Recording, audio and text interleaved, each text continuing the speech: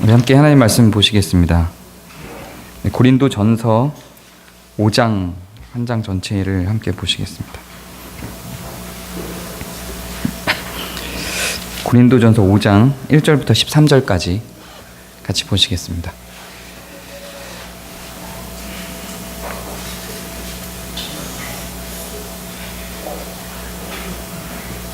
네, 다 찾으신 것 같네요. 네, 제가 먼저 읽겠습니다. 함께 교독하시겠습니다. 너희 중에 심지어 음행이 있다 함을 들으니 그런 음행은 이방인 중에서도 없는 것이라. 누가 그 아버지의 아내를 취하였다 하는도다. 그리하고도 너희가 오히려 교만하여져서 저자의 그만이 되지 아니하고 그 일을 하는 자를 너희 중에 쫓아내지 아니하느냐. 내가 실로 몸으로는 떠나 있으나 영으로는 함께 있어서 거기 있는 것 같이 이런 일 행한 자를 이미 판단하였노라. 주 예수의 이름으로 너희가 내 영광을 내게 모여서 우리 주 예수의 능력으로 이런 자를 사탄에게 내주었으니 이는 육신은 멸하고 영은 주 예수의 날에 구원을 받게 하려 함이라. 너희가 잘하는 것이 옳지 아니하도다. 적은 눈이 온 덩어리에 퍼지는 것을 알지 못하느냐. 너희는 누룩 없는 자인데 새 덩어리가 되기 위하여 묵은 누룩을 내버리라. 우리의 유월절 양 곧 그리스도께서 희생되셨느니라.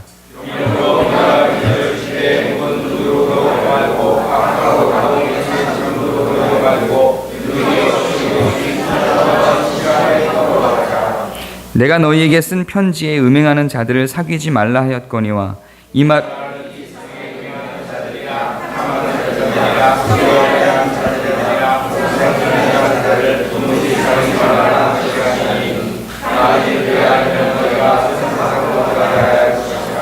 이제 내가 너희에게 쓴 것은 만일 어떤 형제라 일컫는 자가 음행하거나 탐욕을 부리거나 우상 숭배를 하거나 모욕하거나 술 취하거나 속여 빼앗거든 사귀지도 말고 그런 자와는 함께 먹지도 말라 함이라.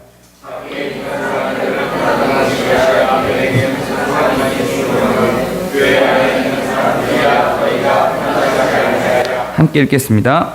밖에 있는 사람들은 하나님이 심판하시려니와 이 악한 사람들은 너희 중에서 내쫓으라. 아멘. 네.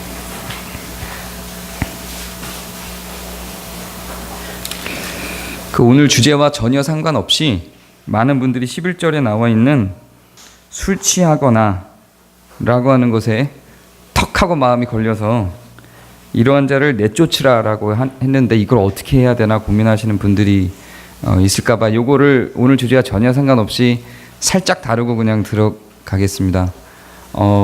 말 그대로입니다. 술 취하는 것을 성경 전체는 끊임없이 계속 금하고 있습니다. 이것은 돈과도 마찬가지입니다. 그 돈을 향하여 탐욕을 하는 것도 일만하게 뿌리라고 하며 성경은 철저하게 금하고 있습니다. 술도 거기에 여러분이 잠식되는 것은 성경이 철저하게 금하고 있습니다. 이것은 만찬을 나눌 때 예수님께서 포도주를 마시고 식탁의 자리에서 술을 입에 대신 것과 같은 이야기를 하는 게 아닙니다. 여러분들이 행여 맥주 한두 잔을 마시는 것 같고 그러는 것이 아니라 그 술 가운데 잠식되는 것을 갖고 이야기하는 겁니다. 돈도 여러분이 벌어야 하고 그것을 사용해야 되죠. 돈을 일체 손대지 않을 수 없죠. 그러나 그 안에 돈 안에 잠식되는 것을 성경이 철저하게 금하는 것처럼 술 안에 잠식되는 것을 철저하게 금하고 있습니다. 오늘의 주제와 전혀 상관없이 여기에 머리가 골몰되어서 오늘 설교가 아예 안 들리는 분들이 있을까 봐 일단 정리를 좀 하고 들어가겠습니다.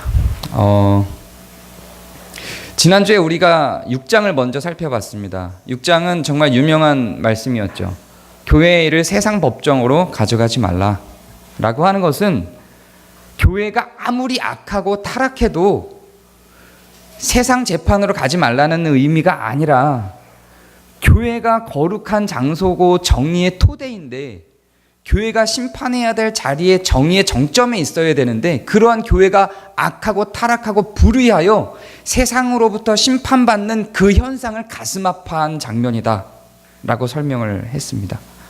그러면 얼마나 교회가 타락하였는지에 대해서 오늘 본문에서 설명을 하고 있습니다. 그래서 지난주 6장을 먼저 보고 오늘 본문으로 들어오는 게 더 이야기가 편할 것 같아서 6장을 먼저 살펴봤죠. 그러면 도대체 교회가 얼마나 타락했기에 바울이 그토록 소리를 지르며 교회가 세상으로부터 심판받을 만큼 그렇게까지 타락해서야 되겠느냐라고 가슴 아파하며 부르짖었을까요? 오늘 5장 우리가 읽은 첫 절에 이렇게 시작합니다. 음행이 있다 함을 들었으니 아버지의 아내를 취하였다. 이렇게 충격적인 발언을 합니다. 문자 그대로입니다. 아들이 아버지의 아들을 범했습니다. 아마도 엄마를 의미하는 것 같지는 않습니다. 아마도 이것은 아버지의 후처든지 아니면 재혼한 아내이든지 하겠죠. 어쨌든 우리가 그냥 지금 상식적으로 생각해도 끔찍한 상황 속에 들어가 있는 가정관계죠. 그때도 마찬가지였습니다. 로마가 아무리 성적으로 타락한 곳이었다 할지라도 이것이 용납될 만한 수준은 아니었고, 역사 속에서 사실상 아버지의 아내를 범하는 것이 합법적이거나 또 인륜적으로 문화적으로 용납될 수 있는 문화는 본 적이 없습니다. 아주 타락했던, 그리고 지금도 타락해 있는, 그렇게 우리들에게는 보여지는 아프리카의 문화들 속에도 이러한 장면은 존재하지 않습니다. 그런데 교회 안에서 그런 일이 벌어졌습니다. 교회 안에서의 일이었습니다. 세상 속에서의 일이 아니었습니다. 교회 안에서 벌어진 일이었습니다. 그러니 6장에서 왜 바울이 그토록 울부짖으며 어떻게 교회가 세상보다 타락할 수 있느냐고 얘기할 만하지 않았겠습니까? 그런데 문제는 이런 음행이 벌어진 것에만 있지 않습니다. 이것도 심각한 문제인데 이거보다 더 심각한 문제가 있습니다. 그렇게 음행한 자, 그냥 음행이 아니라 자기 아버지의 아내를 범한 자를 변호하며 옹호하고 그를 계속 심판하지 않고 두고 있었다는 이야기입니다. 그런데 그를 심판하지 않고 두고 있는 이유에 대해서 바울이 뭐라고 얘기하냐면 교만하기 때문이다, 이렇게 이야기를 합니다. 그냥 교만한 것과 아버지의 아내를 범한 아들에 대한 심판과 이게 무슨 논리적 개연성이 있죠? 5장만 봐서는 이런 논리적 개연성을 찾아낼 수 없습니다. 5장 안에는 교만과 음행이 어떤 상관이 있는지, 교만과 심판하지 않는 것이 어떤 상관관계가 있는지 5장에서만은 드러나지 않습니다. 그러나 1장부터 4장까지 우리가 계속 살펴보면서 교만이라는 말이 5번 정도 등장을 합니다. 그런데 그 교만이란 말이 어떻게 사용됐냐면 각 분파와 분당을 만드는 것에 대해서 교만이라는 표현을 씁니다. 분파를 만드는 이유, 분당을 만드는 이유, 그래서 내 편을 만드는 그 이유에 대해서 교만하기 때문이라고 바울은 계속해서 지적하고 있었습니다. 그게 왜 교만하기 때문이라고 지적을 했냐면 나는 옳고 우리 편은 옳고 너희 편은 틀렸어. 내가 속한 이 집단이 우리 편이 너희 편보다 훨씬 탁월해라고 하는 전제에서 출발하는 분파와 분당, 거기에서 교만이 출발해 있다. 이미 그 현상 자체가 교만하기 때문이다라고 앞에서 계속해서 지적했습니다. 바울파가 있었고요, 그리스도파가 있었습니다, 게바파가 있었습니다. 그런데 바울파가 게바파를 향해서 욕을 할 때 그들을 멸시하고 그들을 책망하는 근거가 뭐였냐면 우리 바울파가 너희들보다 뛰어나, 우리 파가 너희들보다 의로워, 우리 파가 너희들보다 똑똑해, 여기에서 시작된 분파와 분당이었다는 겁니다. 그렇기 때문에 이것이 이 분당된, 이 분파된 이 당이 만들어져 있는, 파벌이 만들어져 있는 이유가 교만하기 때문이다라고 지적을 하고 있었던 것입니다. 교만은 이렇게 분파와 분당을 만들었죠. 그것을 4장까지 우리가 계속해서 살펴봤습니다. 그런데 왜 이 아들을 책망하지 아니하고 아들을 심판하지 않는 것에 대해서 이 아버지의 아내를 범한 심각한 범죄를 저지른 아들을 심판하지 않는 것에 대해서 너희가 교만하기 때문이라고 지적하고 있을까요? 5장만 보면 알 수 없지만 1장부터 4장까지 끊임없이 계속 끌어져 나온 그 과정들을 보면 알 수가 있죠. 이 아들을 그렇게 변호해내고 있는 것이 분파 중심으로 가 있기 때문입니다. 분당 중심으로 가 있기 때문입니다. 우리 소속이기 때문에 이는 잘못되지 않았습니다. 우리 소속이기 때문에, 우리 파벌 안에 있기 때문에 보호해 주는 겁니다. 그 문제의 심각성을 바울이 지적하고 있는 것입니다. 타락을 하였는데, 범죄를 하였는데, 심각한 죄를 지었는데 그것에 대해서 우리 파당이기 때문에 괜찮다는 겁니다. 또 그 파당이 내세우는 어떤 논리와 원리에 의해서 변호를 하겠죠. 그렇게 변호가 끊임없이 들어갑니다. 그 파당과 파벌 안에서는 그게 설득이 됩니다. 논리가 됩니다. 그래서 계속해서 끊임없이 변호를 합니다. 그러나 다른 파당과 다른 파벌이 볼 때는 그건 범죄입니다. 고린도 교회가 이 4개의 파당 파벌이 나누어져서 계속해서 끊임없이 긴장관계는 있었을지 모르겠으나 이 파당과 파벌이 본격적으로 서로 싸우는 계기가 된 것은 아마도 바로 이 사건이리라 생각을 합니다. 자, 그럼 이런 일이 왜 발생을 할까요? 조금 더 그것을 살펴보기 전에 한국교회를 좀 돌아보기를 원합니다. 고린도 전서에 나와 있는 이 아들이 속해 있던 파당이 어떤 파당인지는 고린도 전서는 정확하게 기록하고 있지는 않습니다. 이게 게바파인지 바울파인지 그리스도파인지 어떤 파당에 있는 사람이 자기 아버지 아내를 범했는지에 대해서는 정확하게 기록하고 있지는 않으나 분명히 어떤 파당에 속해 있고 그 파당이 그를 변호하고 있습니다. 이 모습은 한국교회에 고스란히 나타나고 있습니다. 한국교회 속에 범죄한 가운데, 너무나도 명백하게 범죄 가운데 들어가 있는 사람들을 우리는 눈으로 확인합니다. 제가 늘 농담처럼 전모 씨 아들 뭐 이렇게 표현을 했는데 오늘은 내용이 심각한 바 이름을 거명하며 구체적으로 언급을 하겠습니다. 전병욱 씨가 여대생들을 추행하고 겁탈합니다. 증인들이 있습니다. 한두 명이 아닙니다. 11명이나 됩니다. 피해자들이 자기들이 피해를 당했다고 이야기를 합니다. 세상 법정에서는 문제가 있는 것을 계속 제기를 합니다. 그런데 교회가, 그 전병욱 씨가 소속해 있는 노회와 교단이 무죄 선언을 합니다. 오정현 씨는 목사 자격을 취득한 과정 속에 불의가 있었습니다. 부당함이 있었습니다. 사실상 거짓된 조작된 서류들로 만들어져 있는 안수증이라는 것이 너무나도 명백한 증거로 드러납니다. 그러나 교단과 교회는, 그리고 그 노회는 거기에 대해서 변호를 합니다.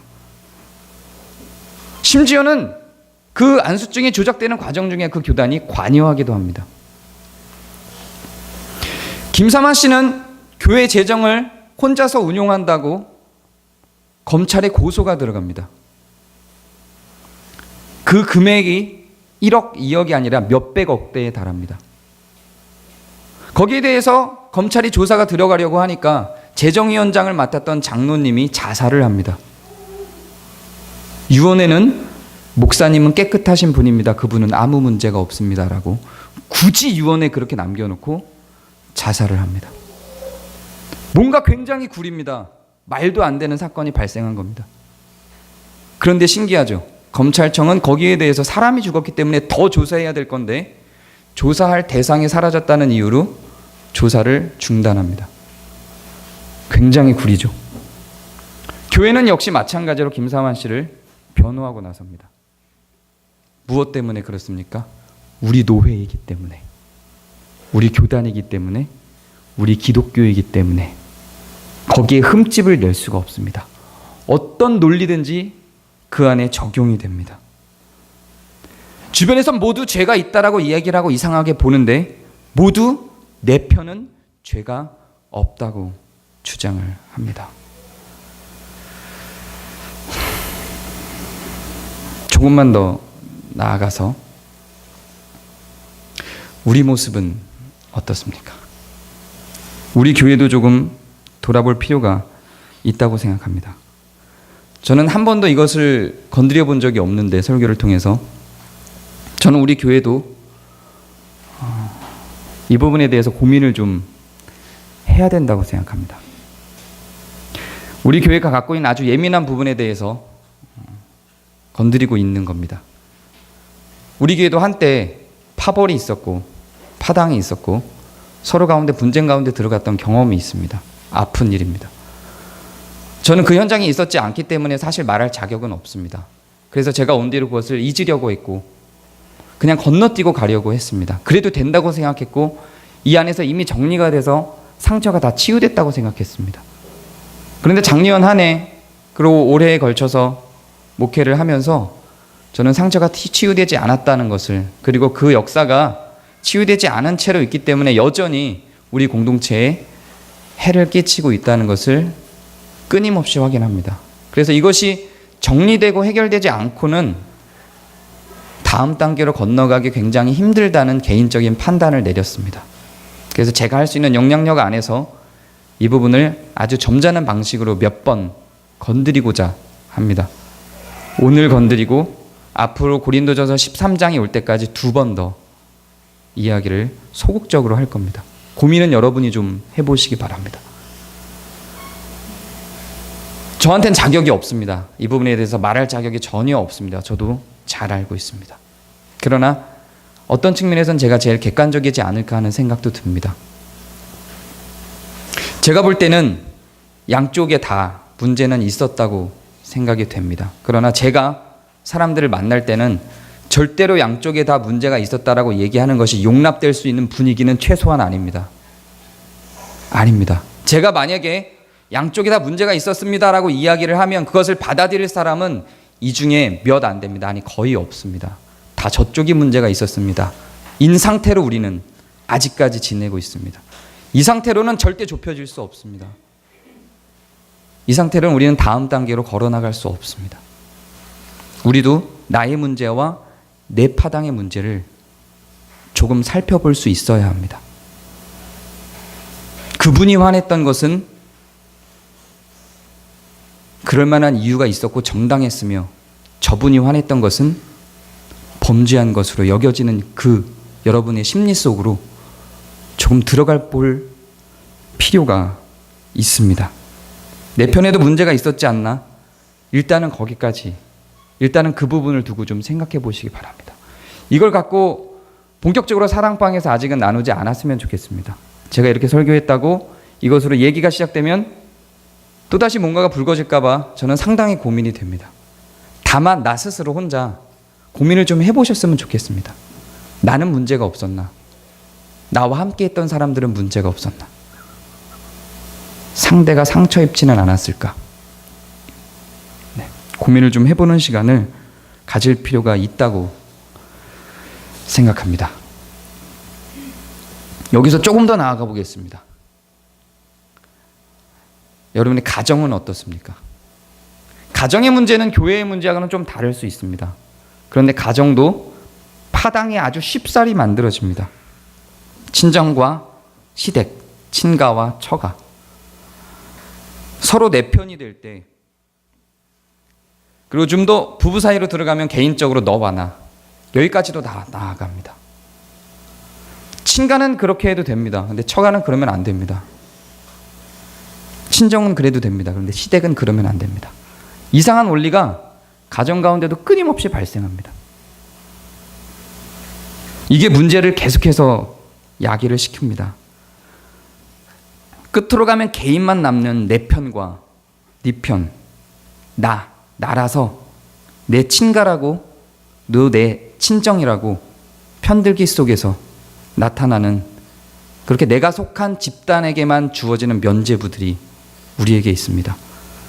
물론 가정의 문제는 교회의 문제하고는 그 해결 방법은 전혀 판이하게 다릅니다. 그러나 문제가 발생하는 원리는 분명히 비슷합니다. 6절에 보면 이렇게 이야기를 합니다. 너희가 자랑하는 것이 옳지 아니하다. 좀 이상합니다. 분명히 범죄를 했어요. 아들이 아버지 아내를 범하는 심각한 범죄를 저지릅니다. 그런데 자랑을 한대요. 그래서 자랑하는 것이 옳지 아니하다 그럽니다. 아니, 감싸주는 것까지는 이해할 수 있어요. 근데 무슨 자랑을 합니까? 어떻게 이게 자랑이 됩니까? 근데 자랑이 됩니다. 여러분, 이게 내 편이면 범죄가 자랑이 되기도 합니다. 우리도 너무 쉽게 이 상황 속으로 사실은 들어갑니다. 곰곰이 자기와 자기 편을 한번 내 편들과 내 파당들과 함께 했을 때의 대화를 한번 생각해 보시기 바랍니다. 제가 이 말을 하고 나면 제 앞에서 여러분이 얼마나 말을 조심하게 될지 고민도 좀 했습니다. 조심하셔도 될 것 같습니다만, 내 편과 내 파당에 대해서 이야기할 땐 제3자 입장에서 볼 때는 범죄인데 자랑이 되기도 합니다. 내 편이 하면 다 되고 상대편이면 범죄인 경우들이 너무 많습니다. 내 편이면 남자가 수없이 많은 바람을 폈는데 내 편이면 자랑해. 야, 얘 장난 아니야. 얘 여자 장난 아니야. 10명 넘어. 10달이야. 이 자랑이 되는 거예요. 얘 고등학교 때 장난 아니었잖아. 일진이었잖아. 이 자랑이 되는 거예요. 야, 얘는 하루도 안 패고 못 지나갔거든. 이게 자랑이 되는 거예요. 충분히 자랑이 됩니다. 야, 내가 걔 까는 거 봤냐? 충분히 자랑이 됩니다. 정말 입에서 막 나오고 싶은 말들이 굉장히 많은데 원고에 없어서 말은 안 할 텐데요. 너무 많은 범죄들이 내 편이기 때문에, 내가 속한 집단에서 하는 것이기 때문에, 혹은 내가 하는 것이기 때문에 자랑이 되는 일들이 너무 많습니다. 저 사람이 만들어낼 때는, 저 사람이 그걸 할 때는 악마와 같고, 이 사람이 그걸 할 땐 그럴 수밖에 없어요. 왜냐하면 저 사람은 내 편이 아니고 이 사람은 내 편이거든요. 장인어른이 그걸 할 때는 이해할 수가 없고, 내 아버지가 그걸 할 때는 이해가 돼요. 그분의 살아온 흔적들을 내가 봤거든요. 그게 사람입니다. 오늘 말씀에서 이렇게 범죄함에 대해서 이야기하다가 갑자기 뚱딴지같이 그리스도에 대해서 또 이야기를 합니다. 그런데 이것이 이야기가 될 수밖에 없어요. 이야기가 되는 게 맞습니다. 그리스도가 어떻게 했는지를 이야기할 수밖에 없습니다. 바울은 끊임없이 모든 세상의 정황에 대해서 그리스도를 끼워 맞추기를 합니다. 그리스도는 어떻게 하셨습니까?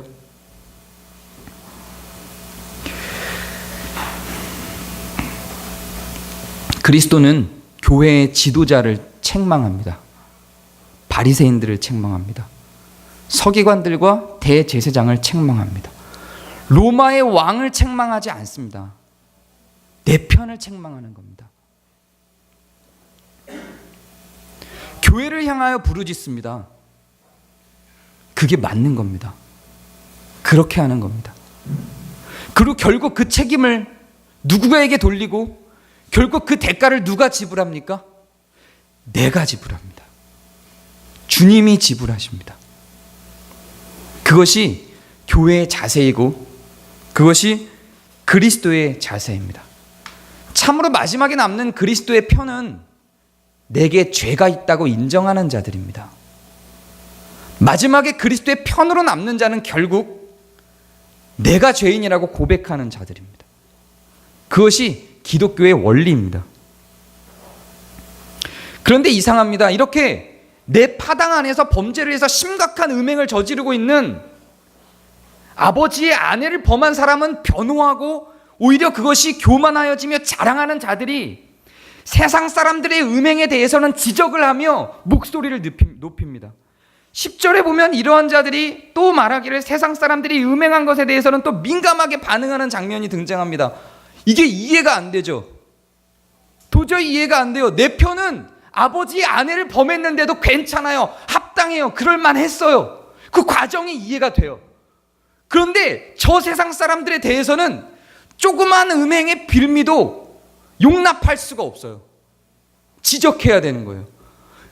그렇게 해서 그러한 자들이 내 편, 내 파당 안에 들어와 있는 자에 대해서는 그렇게 변호하면서, 그렇게 교만하면서, 그렇게 자랑하면서 세상 속에 있는 음행에 대해서는 그렇게 지적질하는 걸 보고 바울이 뭐라고 이야기를 합니까? 내가 너에게 쓴 것은, 9절을 보면 너희에게 쓴 편지에 음행하는 자들을 사귀지 말라 하였거니와, 이 말은 세상에 음행하는 자들이나 탐하는 자들이나 속여 뺏는 자들이나 우상 숭배하는 자들을 도무지 사귀지 말라 하는 것이 아니니, 만일 그러하려면 너희가 세상 밖으로 나가야 할 것이다. 교회에서 세상으로 나가야 된다는 얘기가 아니라 이 세상에 살 수 없다는 얘기예요. 세상 밖으로, 지구 밖으로 나가버려야 될 것이다. 존재할 수가 없을 것이다 라는 이야기예요. 이제 내가 너희에게 쓴 것은 만일 어떤 형제나 우상 숭배를 하거나 모욕하거나 술 취하거나 속여 빼앗거든 사귀지도 말고 그러한 자와 함께 먹지도 말라 함이니라. 어떤 형제라 일컫는 자가, 교회 안에서 형제라 일컫는 자가 교회 안에서의 범죄에 대해서 그 범죄한 자들과 사귀지 말라고 한 것이지 그 잣대를 세상에다 대라고 한 것이 아니다라고 이야기를 하는 겁니다. 그런데 여기서 우리는 곰곰이 생각해보면 좀 이상한 느낌이 듭니다.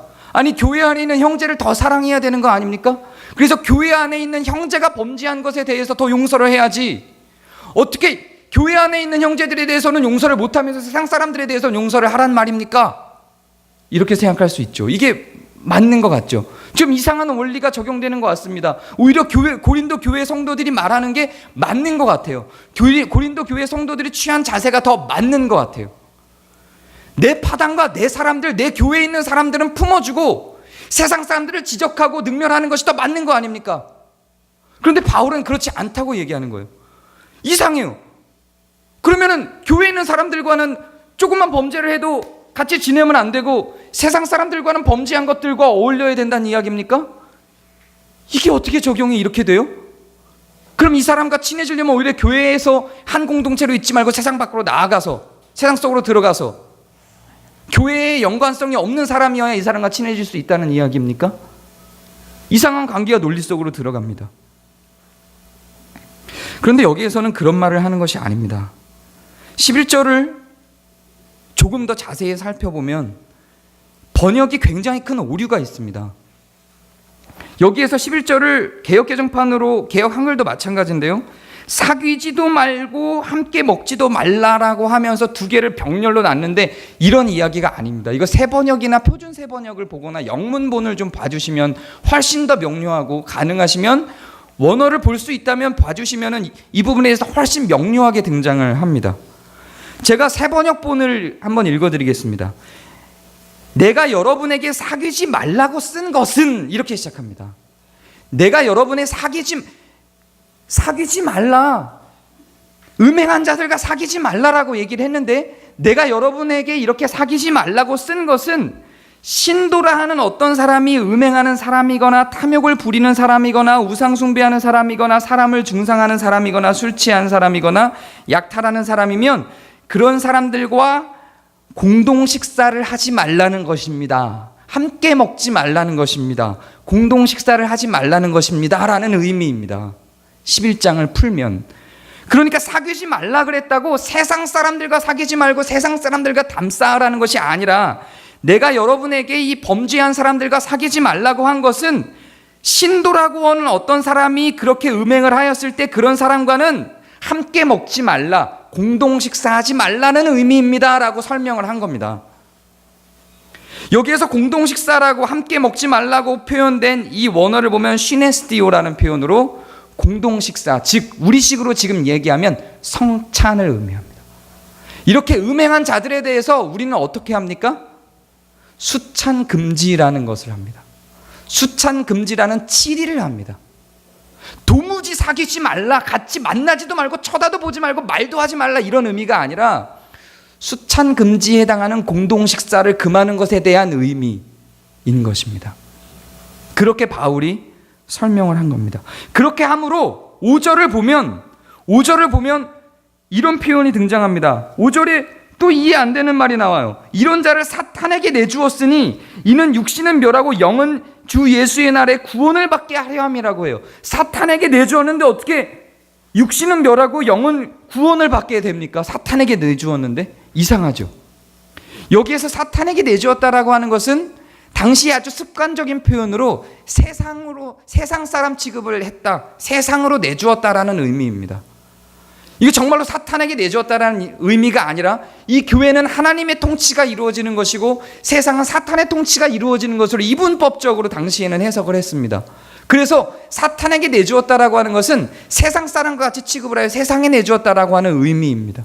그렇게 해서 이 안이 얼마나 거룩한 공간인지를 확인시키고 그 거룩한 공간에서 행치 말아야 될 일들을 행했을 경우에 수찬을 금지시킴으로 말미암아 그에게 치리의 과정을 겪어서 그것이 잘못된 것을 알게 해줌으로써 그가 육적으로는 피폐해질 수 있을지 몰라도 영적으로 다시 하나님 안으로 돌아오게 만들 수 있는 계기를 만들어준다는 의미입니다. 이것이 사랑입니다. 결코 사랑이 죄를 품는 걸 의미하는 것이 아닙니다. 정의는 결코 사랑과 떨어져서 이야기할 되어질 수 있는 것이 아닙니다. 이것이 어떻게 세상법으로 세상 속으로 들어가서 적용될 수 있겠습니까? 교회법은 교회에서 적용하는 것이지 교회법을 세상으로 적용하는 게 아닙니다. 그런데 자꾸만 한국교회는 자꾸만 교회법은 교회에서 적용하지 않아요. 교회법을 교회에서 적용해서 음행하는 자를 치리해야 하고 교회 헌금을 횡령하는 자를 치리해야 하고 교회 안에서 그 법들이 적나라하게 드러나서 시행되어야 하는데 그렇게 하지 아니하고 자꾸 교회법이 세상 속으로 적용이 돼요. 이 미칠 노릇이에요.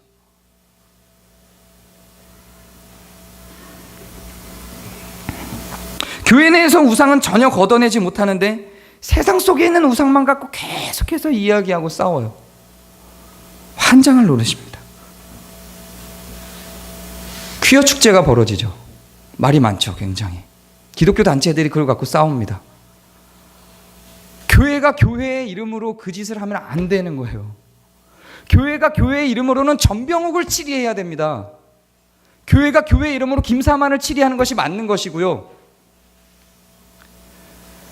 교회 안에서 거룩에 대해서 훈련을 받아 음행에 민감하여 내가 만약에 퀴어 축제에 반대하고 싶으면 성도된 자가 대한민국 국민의 자격으로 그것은 할 수 있으나 교회의 이름으로 그것을 하는 건 아닙니다. 내 얘기가 아니라 지금 적나라하게 바울이 그 얘기를 하고 있지 않습니까? 그렇게 가는 게 아니에요. 교회 안에 있는 범죄를 온전히 찾아내고 치리해내지도 못하는데 뭘 근거로 어떤 것을 잣대로 세상을 향한단 말입니까? 현대교회는 정말 이상하게도 교회 안의 형제들은 모두 용서하고 세상에 범죄하는 사람들은 그 어떤 사람도 용서치 않으려고 합니다. 비슷한 원리로 불교 부처상 목다고 단군상 목다는 목사들이 한참 유행했었죠. 그리고 감옥에 들어가서 마치 순교의 각오를 한 사람처럼 인터뷰하고 정말 창피하지만 제가 다녔던 학교에도 간증하러 오기도 하고 그분이 이게 말도 안 되는 거예요. 전혀 성경적이지 않습니다. 구약 성경에 산당을 파하고 우상의 목을 따라고 이야기한 것은 성전에 이스라엘 백성들이 성전에 우상을 갖고 와요. 아세라 신상을 갖고. 그거 얘기하는 거예요. 다른 나라가 그때는 이스라엘이 교회였잖아요. 바벨론이 바사가 이집트가 애굽이 그들의 신을 섬기는 것에 대해서 찾아갖고 목을 따고 오고 산당을 해치고 와서 내가 이집트 가서 산당을 다 해치고 우상들의 목을 따고 왔어. 이 얘기를 하는 게 아니에요. 그랬으면 전쟁이에요. 그냥 바로 이집트 가서 내가 바알 신상 딱 목 따고 왔어. 아세라상 목 따고 왔어. 그때부터는 이 약소국이었던 이스라엘은 쑥대밭이 되는 겁니다. 말도 안 되는 짓을 하고 있는 거예요. 교회 안으로 성전 안으로 저 강대국들의 우상이 더 멋있어 보여서 예배드리러 오면서 그걸 들고 오는 거예요. 들고 거기에 대해서 하나님이 저 산당 교회 안에 또 성전 안에 자기네들이 우상 상당들을 차려놓고 또 제사를 드려요. 구약시대에 그랬다고요. 그거 갖고 이야기하는 거예요. 교회라는 이름으로 교회 안에서 전봐주는 분들 있잖아요. 전봐주는 분들. 자, 무슨 일이 있는지 한번 볼까? 이사야 44장이 나왔어. 이거 하시는 분들 얘기하는 거예요. 이거 없애라고. 이거 가갖고 절에 가갖고 붙여 먹다는 게 아니라 교회법은 교회에서. 그럼 우리가 어떻게 세상을 변화시키고 어떻게 빛과 소금이 된단 말입니까? 이렇게 이야기를 하겠죠. 성도로서 이 안에서 배운 바를 국민으로서 빛이 되는 겁니다. 그렇게 가는 겁니다. 만약에 누군가가 교회 이름으로 잘못된 것을 부르짖고 있으면 교회 이름으로 같이 가서 그거 아니야 라고 이야기할 때는 교회 이름으로 가지만, 성도가 세상 속에서 빛이 되는 것은 말하자면 국민으로서의 권리를 행사하며 국민으로서의 목소리를 내는 것, 투표를 하고 기독교적 가치를 갖고 있는, 혹은 더 많이 기독교적 가치를 갖고 있는 정당 활동을 하거나 사회단체 활동을 하거나 그런 방식으로, 아니면 기독교적 가치를 갖고 있는 어떤 단체를 결성을 하거나 사회에서 용납이 되는 대한민국 법으로 보장받는, 그렇게 가서 기독교적 가치가 그 가운데서 실현될 수 있게, 기독교적 사랑과 정의가 세상 속에 실현될 수 있게 가는 방식이지, 교회 이름을 걸고 나가서 세력을 구축하여 우리 편은 이래 라고 이야기하는 방식은 아닌 겁니다. 이것은 세상의 죄를 눈 감아라 그런 말을 하는 게 아닙니다. 세상의 죄를 눈 감을 수 없죠. 이건 완전히 다른 영역입니다. 사회 참여라고 하는 완전히 다른 영역에 대해서 이야기를 하고 있는 겁니다. 바울이 이야기하고 있는 바는 교회 내에 있는 불의에 대해서 이야기를 하는 겁니다. 교회 내에 있는 불의에 대해서는 찍소리도 안 하면서 세상에 있는 불의에 대해서만 말하고 있는 자들을 향하여 이야기하고 있는 겁니다. 세상의 불의에 대한 장은, 거기에 대한 설명은 다른 성경 속에서 찾아야 되는 거고, 이건 교회론을 이야기하고 있는 장입니다.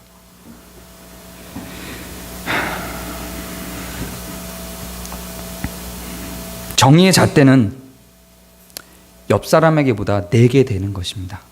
정의의 잣대는 저 파당보다 내 파당에 되는 겁니다.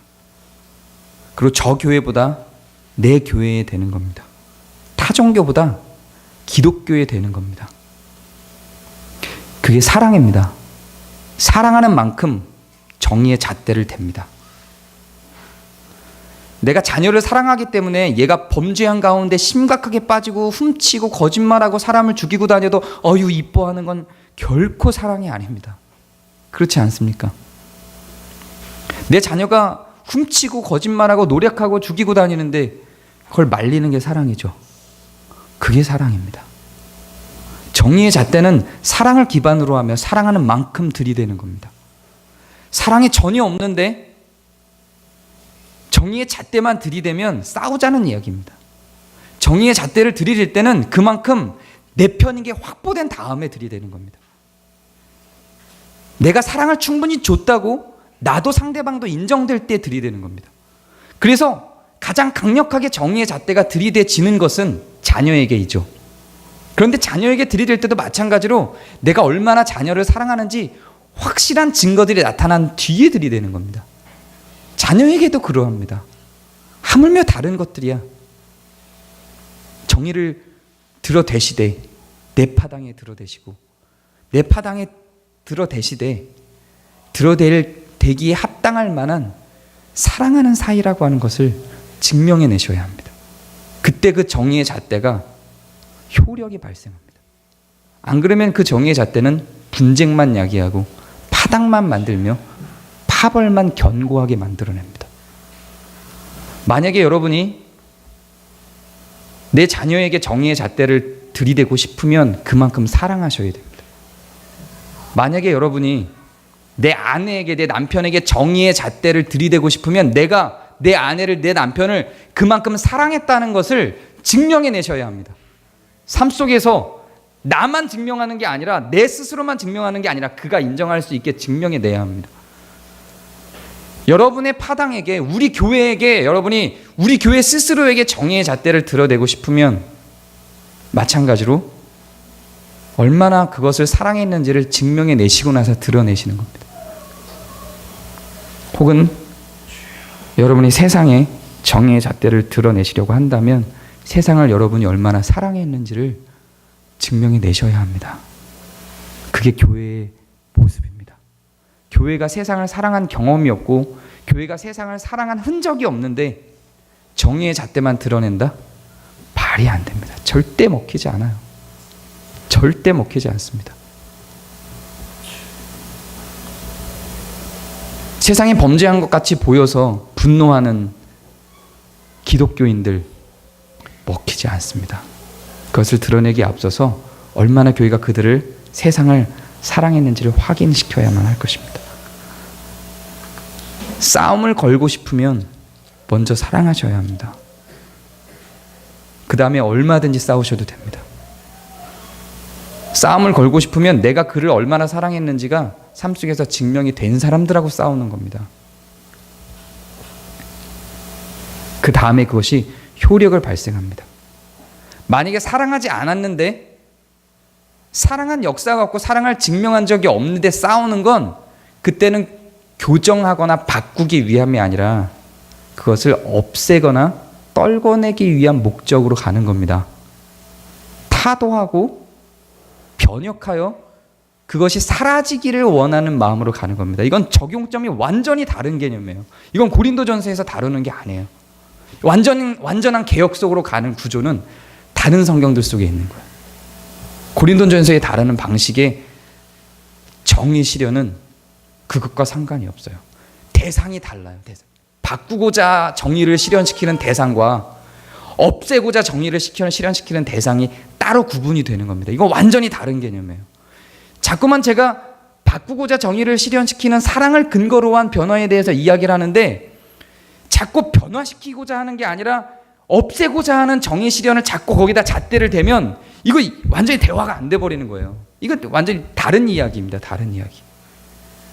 출발점이 달라요. 대상 자체가 달라요. 저거는 개혁해서 없애야 될 대상을 정의의 대상으로 삼을 때는 첫 출발부터가 다른 거예요. 이거는 싸울 각오하고 죽을 각오하고 덤벼서 그걸 없애려고 덤비는 거고요.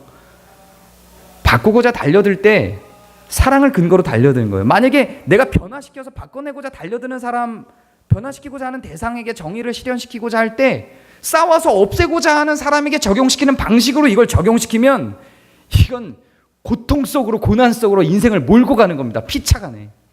이게 원리가 좀 이해가 되셔야 돼요. 그 내용은 올해는 이 교회로는 계속 변화시키고자 하는 사랑을 근거로 한 정의 실현에 대해서 하는 이야기입니다. 교회로는. 이제는 걷어내고자 하는 방식에 있어서의 정의 실현, 불의한 것을 완전히 소멸시키고자 싸워서 없애고자 하는 방식의 정의 실현에 대해서는 이제 내년에 율법을 갖고 이야기할 때 다시 완전히 다른 개념에서 출발하는 이야기입니다. 이게 두 개가 혼동되면 안 됩니다.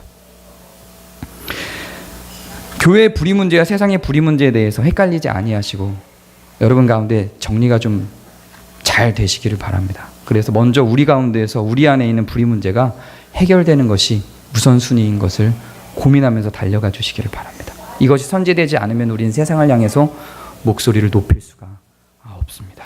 자, 기도하겠습니다.